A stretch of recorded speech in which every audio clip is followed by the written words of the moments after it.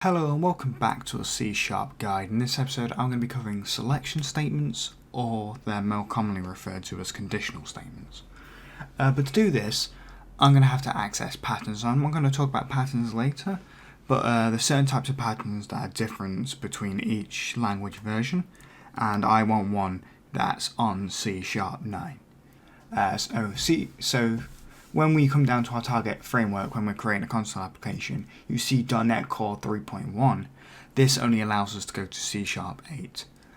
So I'm going to change this to 5, and that allows us to have C#9. So now we're in our code, I'm going to explain the situation we're going to be creating. We're going to be creating a situation where we're going to need a ticket to get into a venue.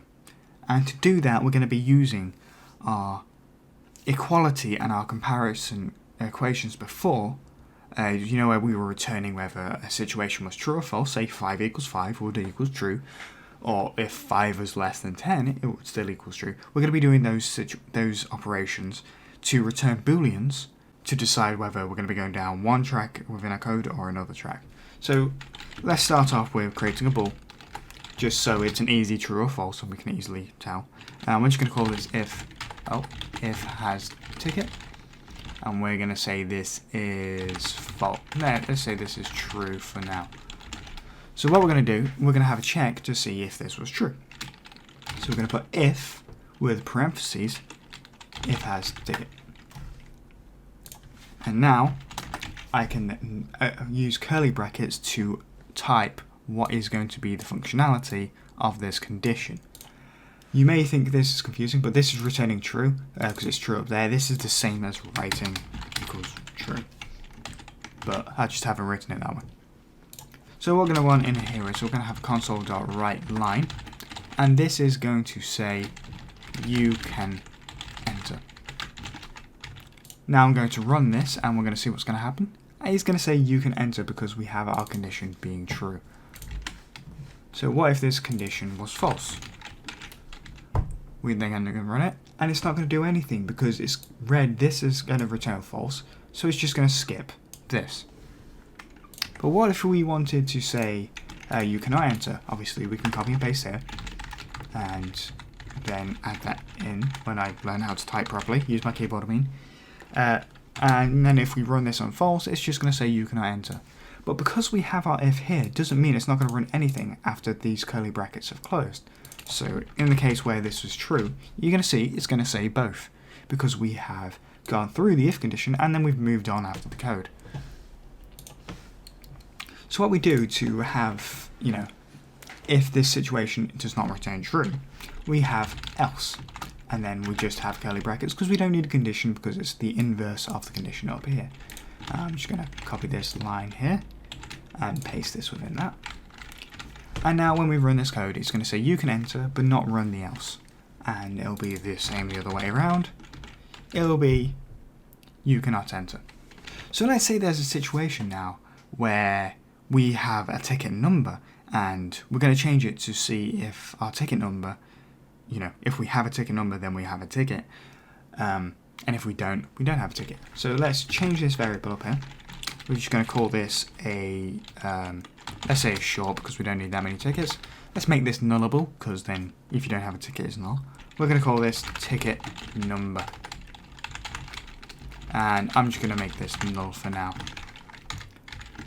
So now we're going to need to change our if condition because that variable doesn't exist anymore. And what this if condition is going to be is if ticket number is greater than 0.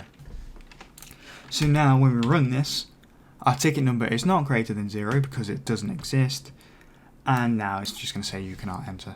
And the reason I've put if it's greater than 0 is because then if we have 0, which is not a real ticket number, it's still going to say you cannot enter. But let's say there's going to be a lucky ticket number. If you have ticket number 7, then you've won a prize. So we can put in here, let's put if ticket number equals, double equals, because we're checking if it's boolean equals, we're not assigning the ticket number, and then do the curly brackets. If ticket number equals 7, I'm just going to copy this line for now, just so I can type at the end. We'll just put comma, and you have won a prize. So now let's change our ticket number to equals 7. And you're going to say, you can enter and you've won a prize. But he's still saying you can enter. So what we can do is we can nest if statements. So we can check a condition, and then check another condition, and then we can run our else, or we can just move on. So in this situation here, we're going to leave our if ticket number is 7. We're going to come down to our if our ticket number is greater than 0.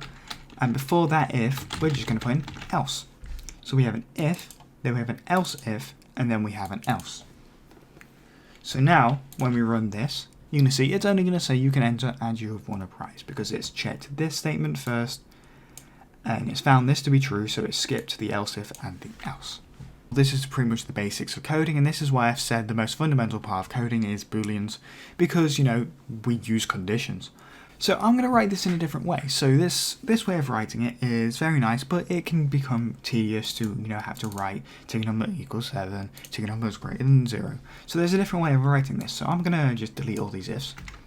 And what I'm going to put is switch, and then add a parentheses, and in the parentheses we're going to have ticket number. And then curly brackets and come down here. So now this switch has cases. So we have case, and for our case we'll just put 7. And then we can put a colon.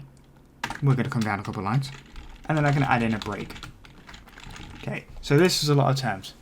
So there's switch here, telling us we're going to switch on this variable, where we're going to have cases related to this variable. So this ticket number, if it's equal to 7, then this case will be run.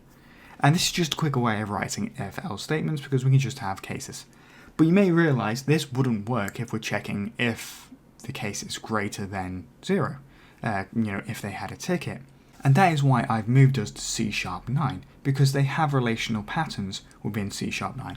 So I'm just going to add in another case down here. We're just going to put case greater than 0, and this works within C#9. But this would not work in net.core 3.1 because it only uses C#8. If you're curious, this is a relational pattern. This is actually called a constant pattern. So we're now going to remove this case here, just because we don't need it for a moment. And we're going to write in our console, console.writeLine for the case where it was 7. So we'll put in console.writeLine, and it said you can enter and you have won a prize. So now we're going to come down. So now we're going to write in our situation where you can enter. We can put in case, and we're going to put greater than 0, and then we'll break. And I'm just going to copy the line here because coders are quite lazy with things. We don't like to rewrite if we don't have to. And then, if we're going to be calling an else statement like we had an if-else before, what we would do is we put in default. And this is the default case which would happen if all the other cases aren't executed. So we're now just going to copy this line, and we're going to change this to you cannot enter. There we go. So now when we run this, you know, we get the you can enter and you've won a prize. And let's say we don't have a ticket.